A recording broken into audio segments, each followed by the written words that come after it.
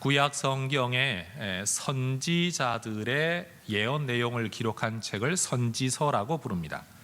그 선지서에는 기록된 분량의 많고 적음을 따라서 대선지서, 소선지서, 선지자들도 예언한 내용이 많은 사람들은 대선지자, 예언한 내용이 적은 사람들은 소선지자라고 구분을 짓습니다. 사사들에게서도 그들에 관한 기록의 내용이 상대적으로 많은 사사들을 대사사, 기록 내용이 적은 사람들을 소사사라고 우리가 그렇게 이름을 지어 부릅니다. 오늘 우리가 읽었던 성경 본문에 등장하는 돌라와 야일이라는 두 사사는 우리가 소사사라고 부릅니다. 교회를 굉장히 오래 다닌 사람들도 이들의 이름을 잘 기억하지를 못합니다. 성경은 이들에 대한 내용을 많이 기록하고 있지를 않죠. 우리가 이미 사사기 초반에 삼갈이라는 한 사사를 살펴본 적이 있습니다. 벌써 여러분 다 까먹으셨죠? 소몬은 막대기로 블레셋 사람 600명을 무찌르고 이스라엘 땅에 평화를 가져왔던 사사, 그의 이름이 삼갈이었습니다. 이 사람도 우리는 소사사라고 일컫습니다. 왜냐하면 딱 한 절만 그의 행적을 기록하기 때문입니다. 두 번째로 등장하는 소사사가 오늘 본문의 돌라와 야일입니다. 또 몇 장을 지나다가 보면 이번에는 3명의 또 소사사들을 우리는 앞으로 만나게 될 것입니다. 성경은 이렇게 참 많은 이야기거리가 있는 사람들만이 아니라 이야기거리가 많지 않은 사람들에 대해서도 기록을 남겨주고 있습니다. 이 두 사람은 사사였다는 것 외에는 우리에게 많은 기록이 없습니다. 돌라와 야일의 이야기를 설교하기 위해서 아무리 읽고 또 읽어도 표면적으로 분명한 메시지가 잘 드러나지를 않습니다. 이런 본문을 설교해야 될 때 목사는 죽을 맛입니다.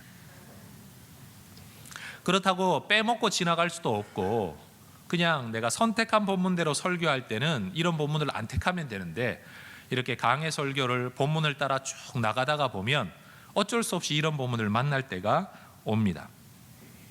어쨌든 설교는 합니다. 그렇지만 오늘 설교가 혹시라도 여러분에게 마음에 양에 차지 않더라도 여러분 넓은 마음으로 이해해 주시기를 바랍니다. 한번 따라 하십시다. 그럴 때도 있지요.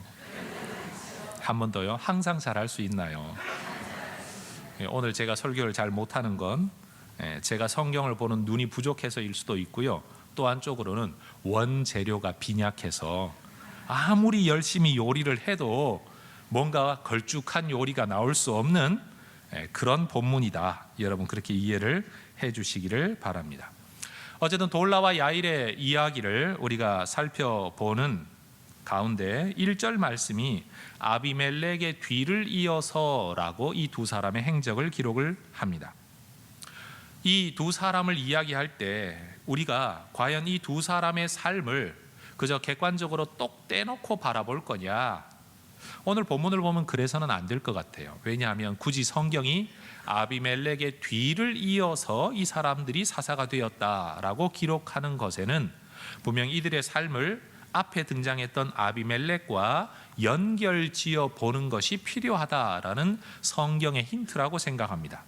또 이 본문이 지나고 나면 입다라는 사사도 지도자도 등장하게 되는데 이 사람의 삶과 연관 지을 게 아니라 앞에 있었던 사람들과 연관 짓는 것이 좋겠다는 것이죠. 어쨌든 돌라라는 사람의 출생의 배경, 가계, 행적에 대해서 우리는 많은 것을 알지 못합니다.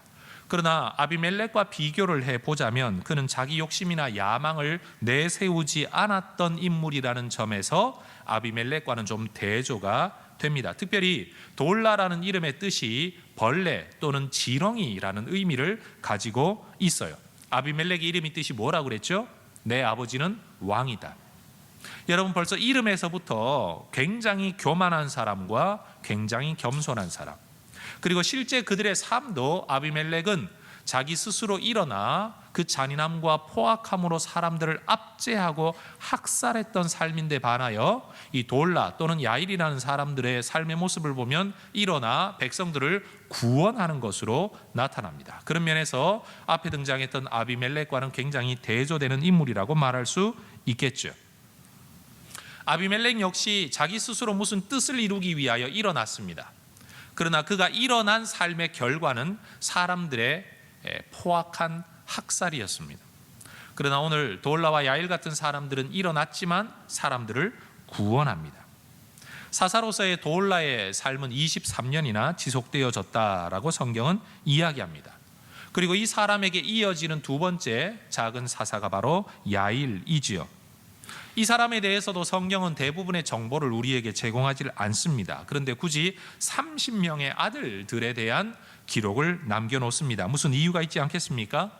나귀를 탔다라는 성경의 기록을 보면 나귀가 말을 탈 수 없는 사람들이 나귀를 탔다라는 가난한 표현이 아니라 오히려 반대로 교통수단으로서의 나귀는 오늘날로 비유컨대 고급 승용차 같은 겁니다.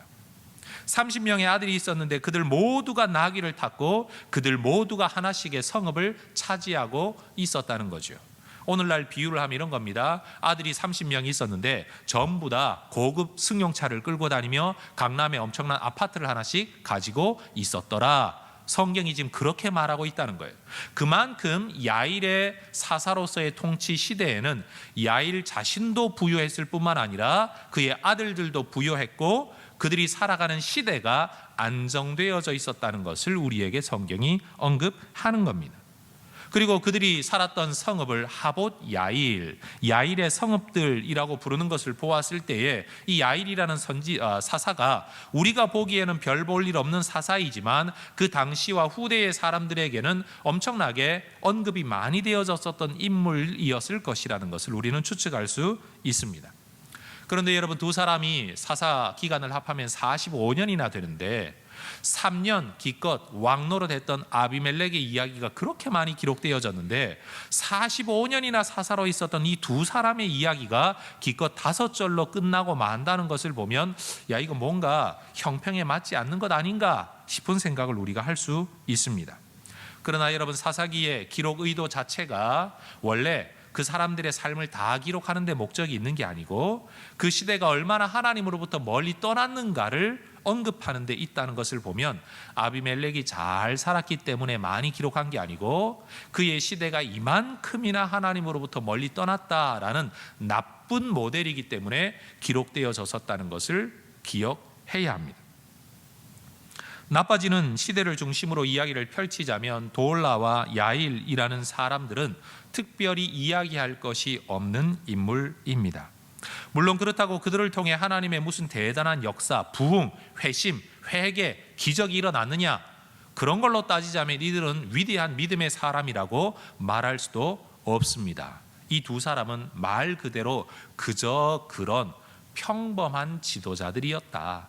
굉장히 나쁜 쪽으로 흘러가지도 않았고 굉장히 좋은 일도 없었던 그저 그런 지도자 말입니다.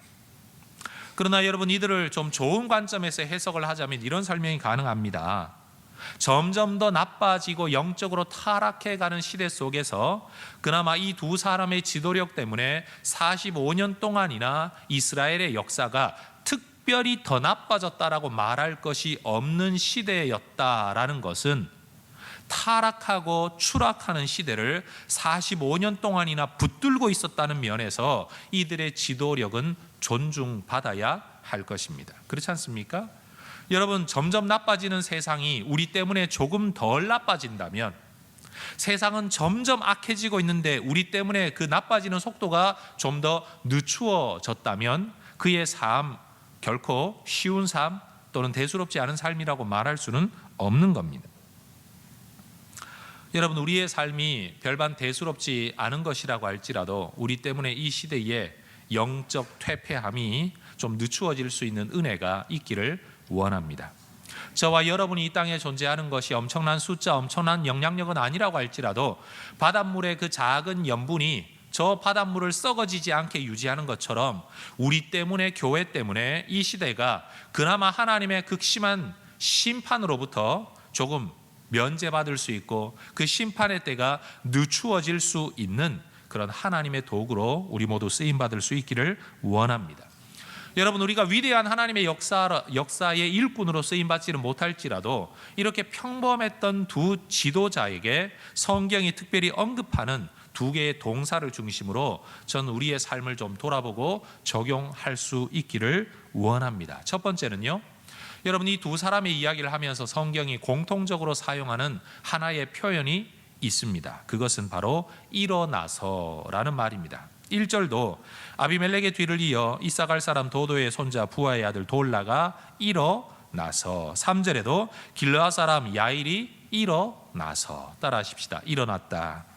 다시요. 일어났다. 하나님이 그들을 일으키셨는지 아니면 그들 스스로 일어났는지 알 수는 없습니다. 하나님이 일으키셨다고 할지라도 그들이 응답을 해야 일어났을 것이고, 자기 스스로 결심을 했다고 할지라도 그들은 뭔가를 위해 일어섰습니다. 여러분, 일어섰다는 말이 자리에서 일어났다는 뜻이 아닙니다. 앉아서 살아가는 삶과 일어나서 살아가는 삶의 차이가 뭔 줄 아십니까?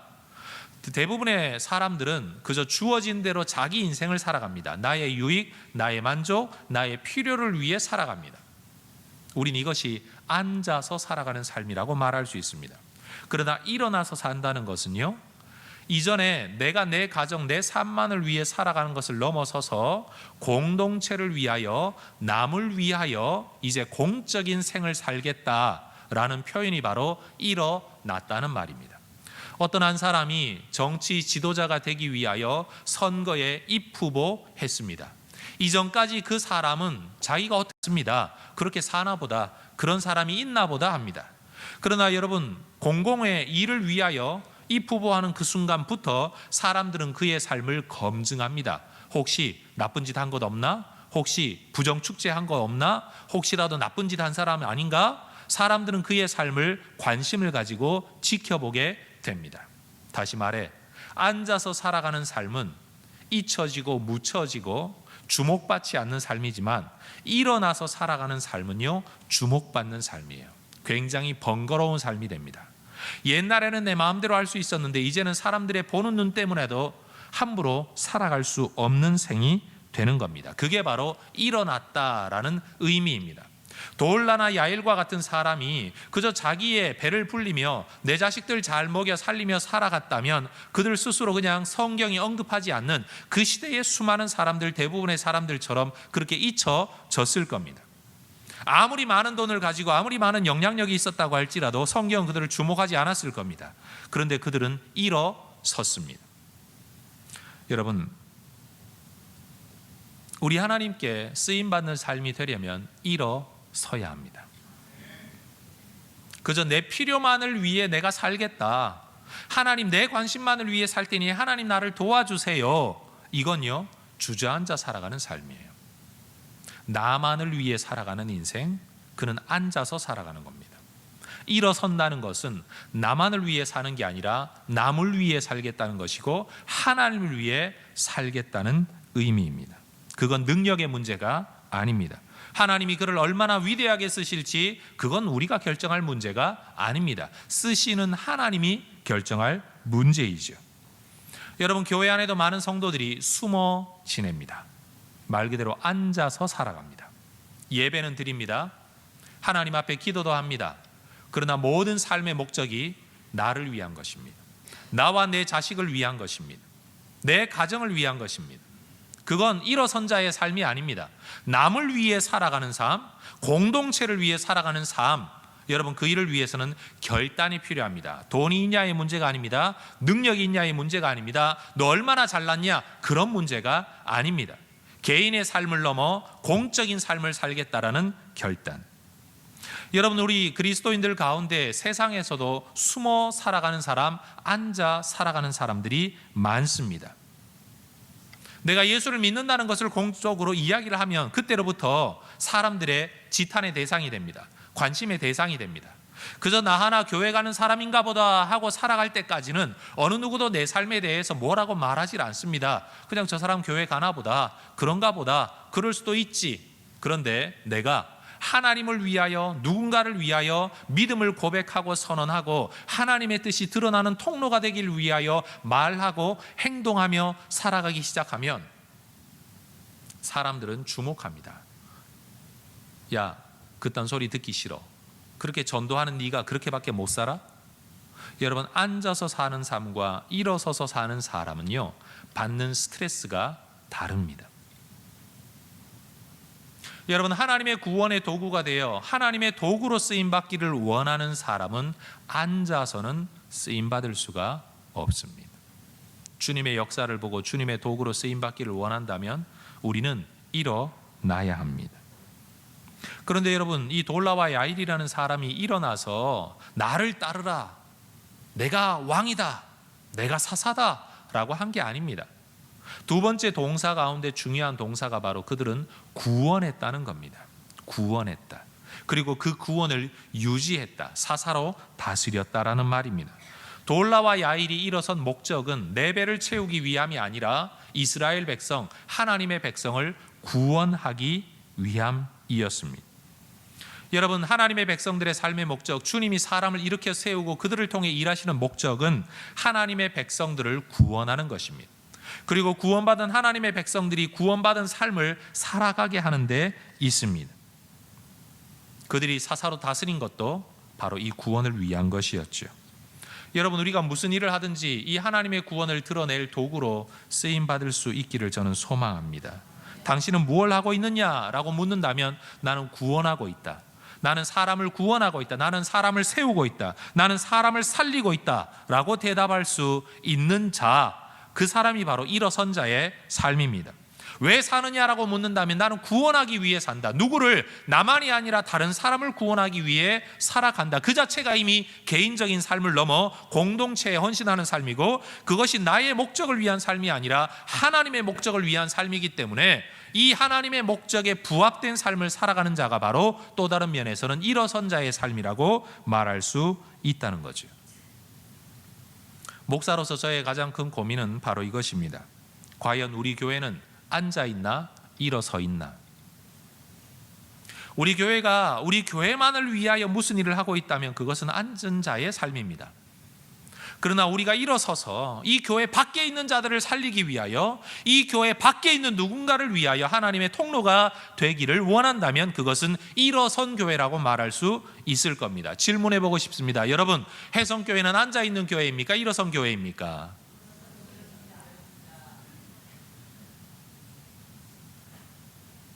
그러면 더 정확하게 질문하죠. 여러분은 앉아 있습니까? 일어서 있습니까? 여러분이 앉아 있는데 교회가 일어서 있을 수는 없죠. 여러분이 일어서 있다면 교회는 앉아 있는 것은 아닐 것입니다. 왜냐하면 교회는 목사가 교회가 아니라 우리들, 성도 우리가 바로 교회이기 때문입니다. 목사인 저에게 날마다 짓누르는 고민이 있습니다. 그건 교회 하나를 그저 잘 유지하는 목사가 되고자 하는 것이 아니라 정말 하나님이 원하시는 교회는 앉아 있는 것이 아니라 일어선 것이고, 일어서서 누군가의 구원을 위하여 희생하고 헌신하는 것인데, 우리 교회는 정말 그런 교회인가? 바로 이 질문이 끊임없이 저를 짓누르고 저를 힘들게 만들기도 하고 저를 또한 사역하게 만들기도 합니다. 성도 여러분, 얼마나 대단한 일을 하는지는 저도 여러분도 장담할 수 없습니다.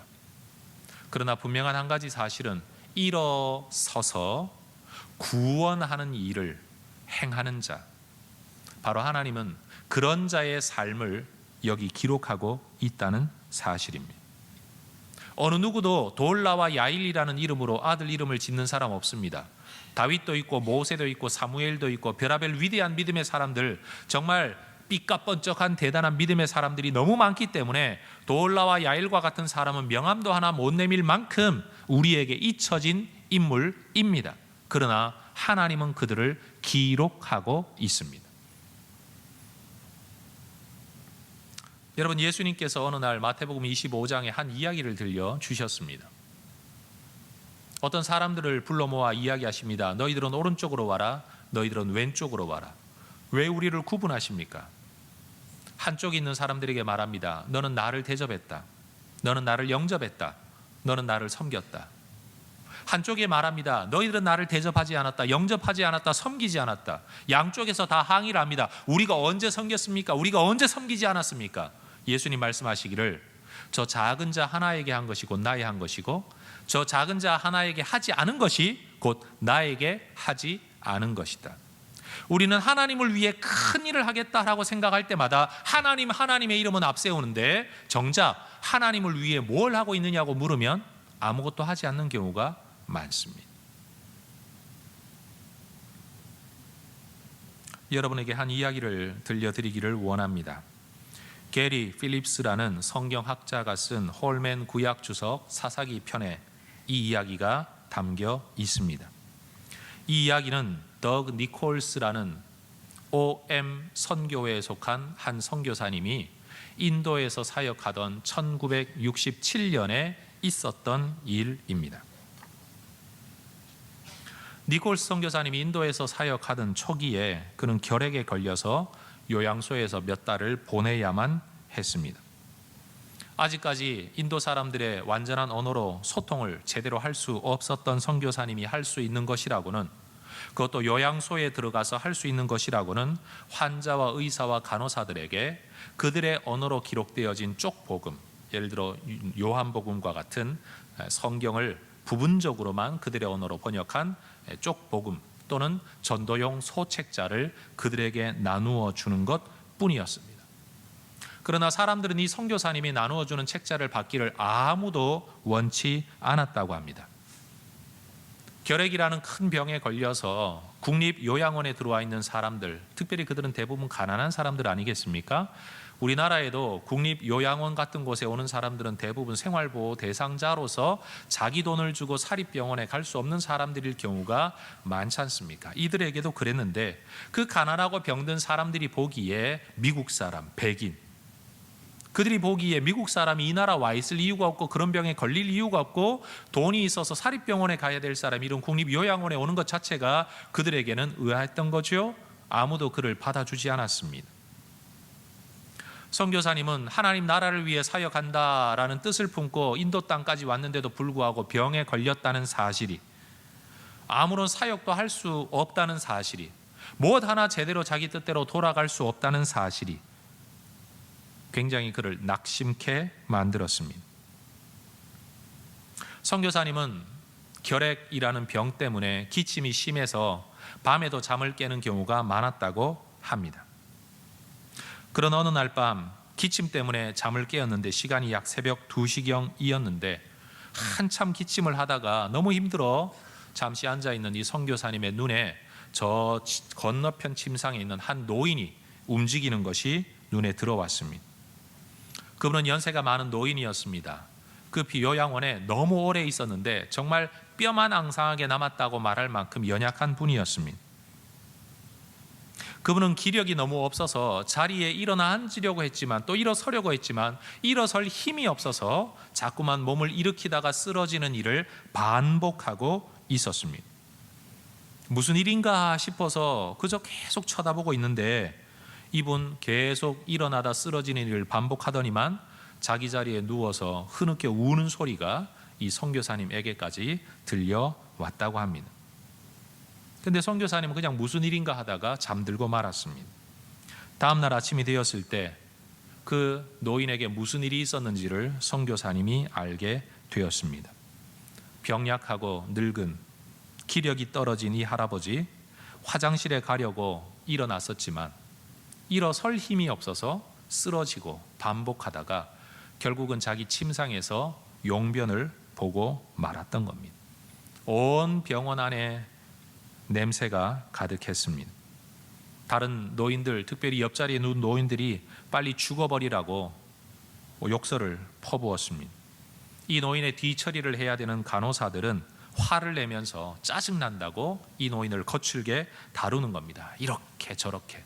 심지어 어떤 간호사는 너무 화가 나니까 이 노인의 뺨을 때리기까지 했다고 합니다.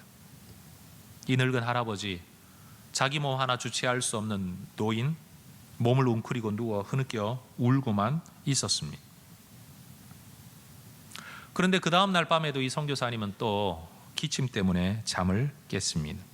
무의식적으로 건너편에 있는 노인에게 눈이 갔습니다. 그런데 그 시간에도 그 할아버지는 또 일어나다가 넘어지는 일을 반복하고 있었습니다. 그리고 또 할아버지는 흐느껴 우는 겁니다.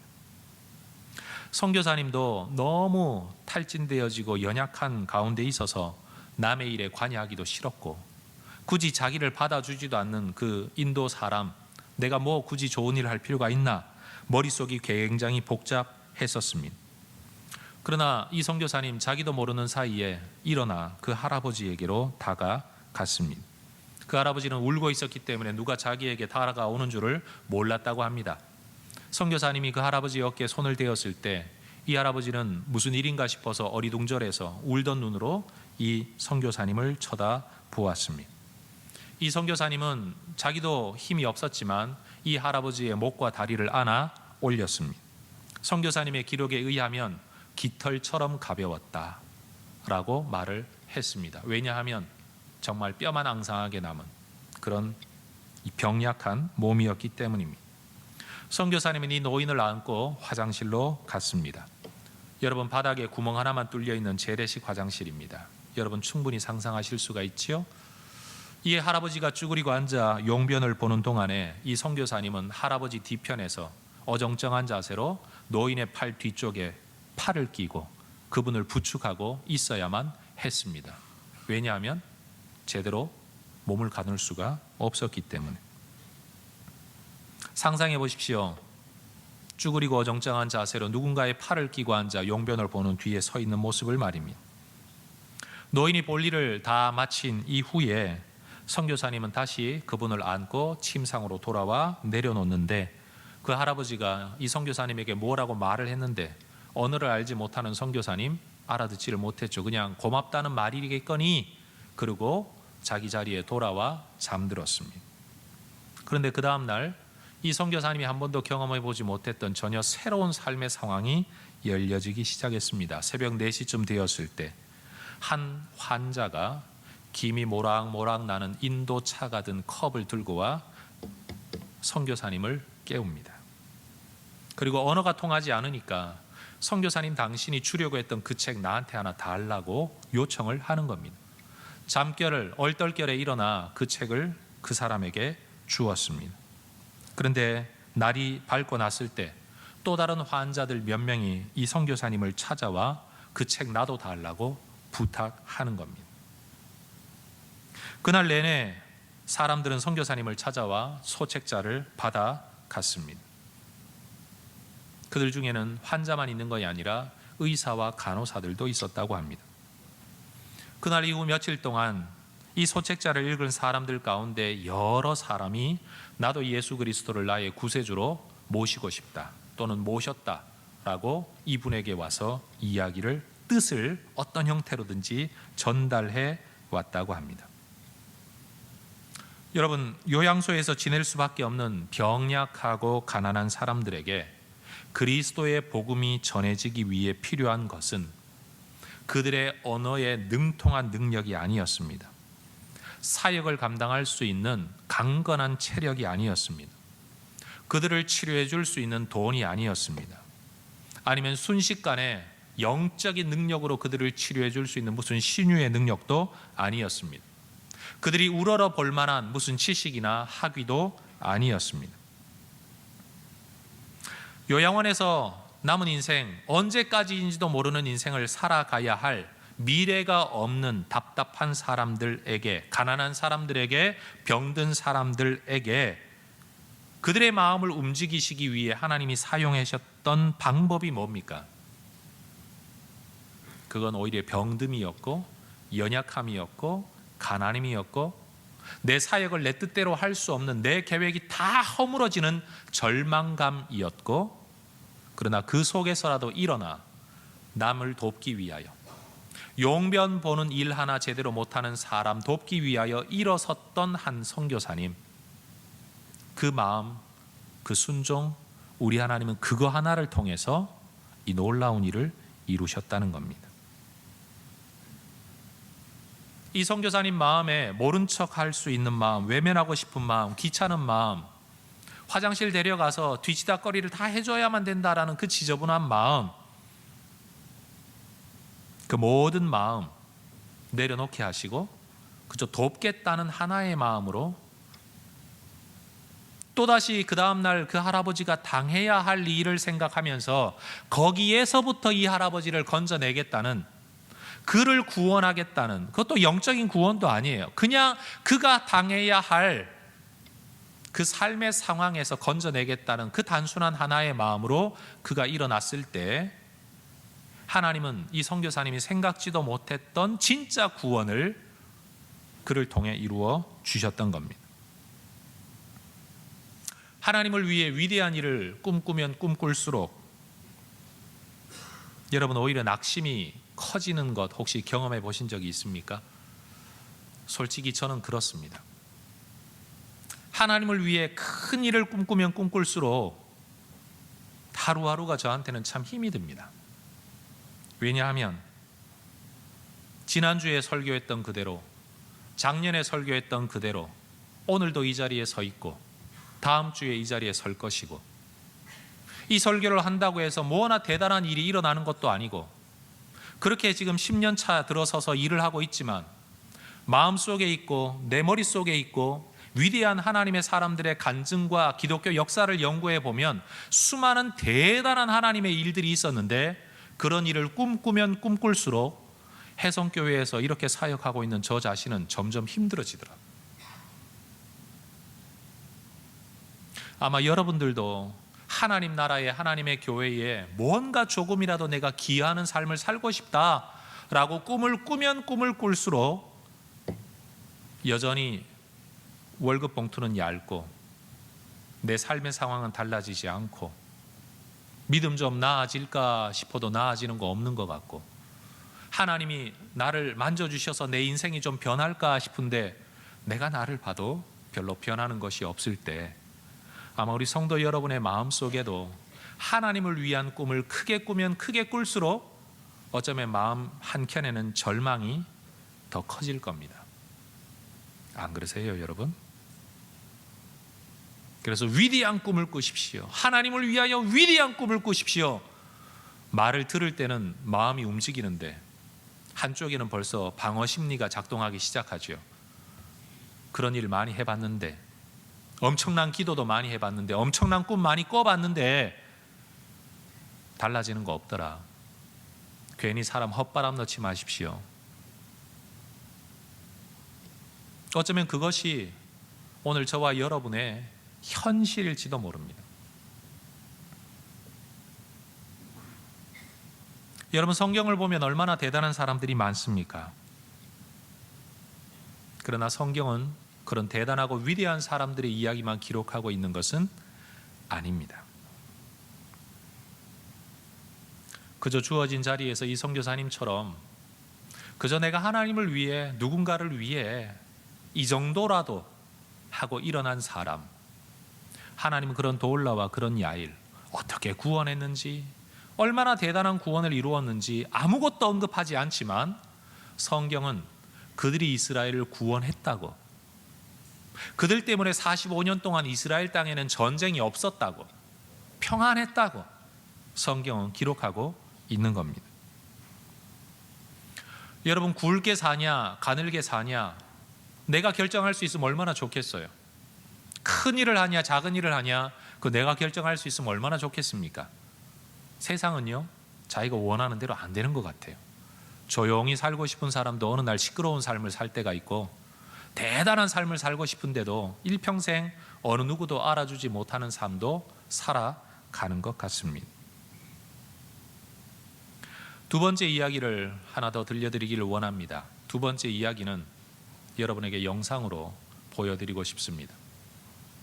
정말 하나님을 위해 인생을 살고 싶었고 그렇게 40여 년을 살았지만 정작 내 눈에 보이는 결과 아무것도 없어서 이렇게 나는 인생 끝나나 보다, 하나님 나를 사용하시지 않나 보다, 내 모든 수고와 헌신은 별것이 아닌가 보다, 호주의 한 거리에서 40여 년을 전도했던 한 노인이 그렇게 인생 막바지에 다다랐을 때에 하나님께서 한 목사님을 통해 그의 인생의 열매가 어떤 것이 있는가를 듣게 하시고, 감사함 속에 하나님 나를 이렇게 사용하셨구나, 그렇게 세상을 떠났던 한 거리의 전도자 제너라는 한 할아버지의 영상 여러분에게 잠깐 보여드리겠습니다.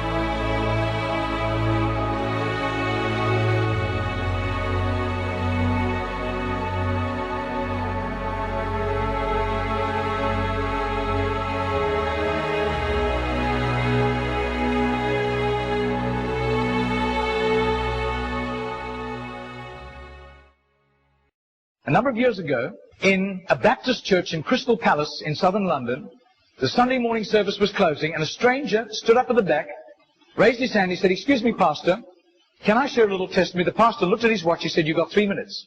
And this man proceeded.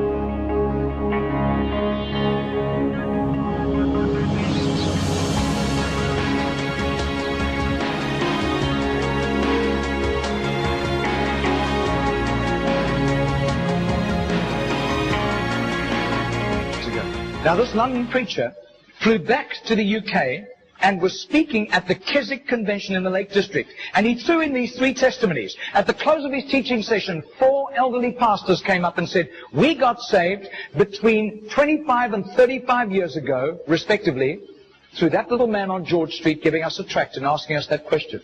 He then flew the following week to a similar Keswick Convention in the Caribbean, to missionaries. And he shared the testimonies. At the close of his teaching session, 3 missionaries came up and said, "We got saved between 15 and 25 years ago, respectively, through that little man's testimony and asking us that same question on George Street in Sydney." Coming back to London, he stopped outside Atlanta, Georgia, to speak at a naval chaplains convention.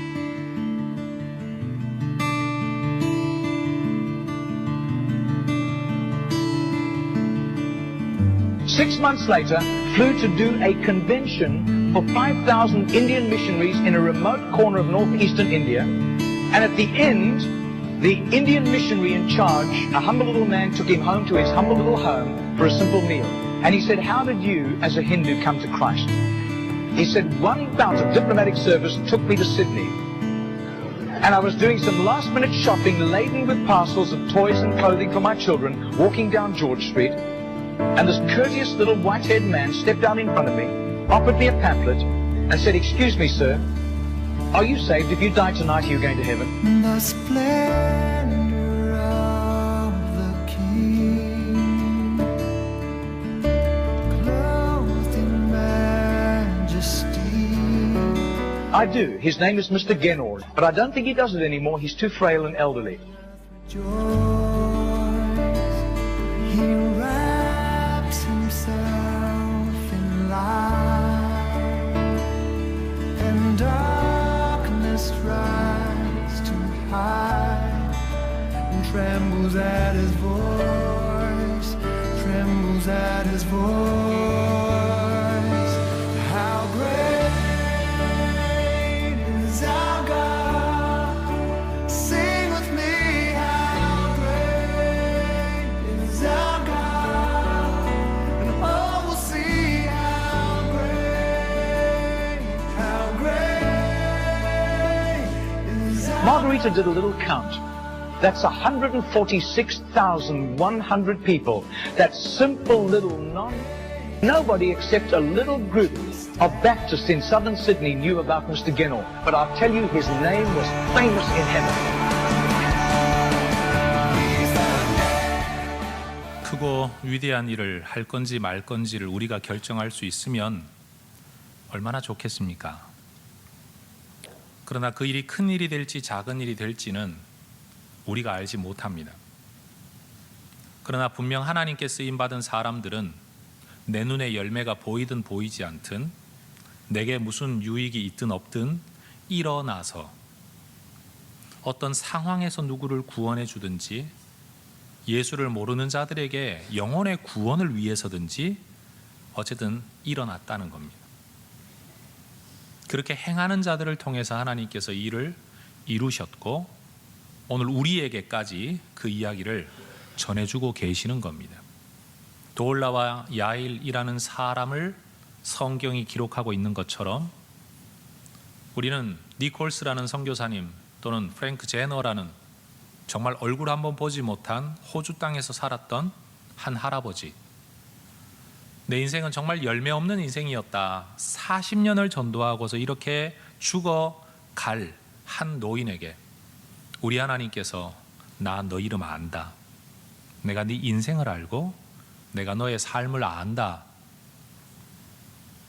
하나님께서 한 목사님을 들어 그분의 간증을 여러 곳에서 듣게 하시고 죽기 2주 전에 그 이야기를 들음으로써 내 인생이 절대 열매 없는 삶이 아니었구나.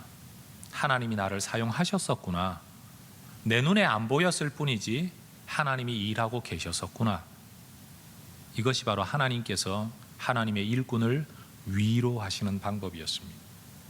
지금 우리 눈에 보이지는 않습니다. 열매 우리 눈에 보이질 않습니다.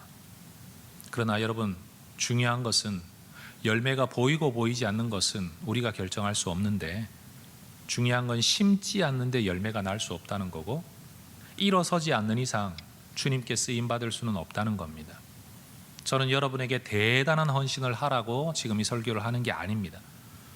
하나님의 가슴을 내 가슴에 품고 어떻게든 일어나서 누군가의 구원을 위해 살아가는 자, 할 수 있는 게 없어서 남의 이야기만 하루에 1시간씩이라도 들어주게 된다면 어쩌면 여러분은 마포 대교에서 내 목숨을 던질 어떤 사람을 여러분이 그 1시간씩 들어주는 이야기 속에서 살려낼는지도 모르는 겁니다. 여러분, 일어나 주의 구원의 통로로 쓰임받는 저와 여러분이 되기를 소망합니다. 살던 대로 살고 내 새끼들 챙기며 내 인생 챙기며 내 가족 챙기며 살면 그저 그렇게는 어떻게 살아갈 겁니다. 그러나 그것은 주저앉아 있는 삶이고, 공동체를 위해, 하나님을 위해, 또 다른 누군가를 위해 일어나시기를 바랍니다. 가늘게 살아도 우리 하나님은 기억하십니다.